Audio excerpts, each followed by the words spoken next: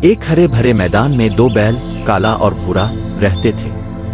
وہ بہت گہرے دوست تھے، ہمیشہ ساتھ کھاتے پیتے اور کھیلتے۔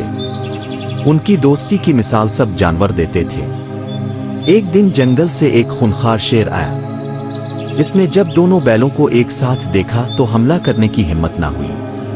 وہ جانتا تھا کہ اگر دونوں مل کر مقابلہ کریں تو وہ ہار جائے گا، لیکن شیر چالاک تھا۔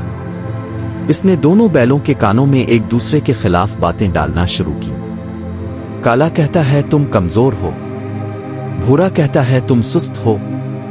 رفتہ رفتہ دونوں میں شک پیدا ہوا، پھر ناراضگی، اور آخرکار وہ الگ ہو گئے۔ یہی وہ لمحہ تھا جس کا شیر کو انتظار تھا۔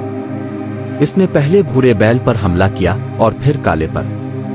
دونوں اکیلے تھے، کمزور تھے اور بچ نہ سکے۔ یہ کہانی ہمیں سکھاتی ہے کہ اگر ہم متحد ہوں تو دشمن کبھی ہم پر قابو نہیں پا سکتا، لیکن جب ہم آپس میں بچ جاتے ہیں تو ہمیں آسانی سے ہارا جا سکتا ہے۔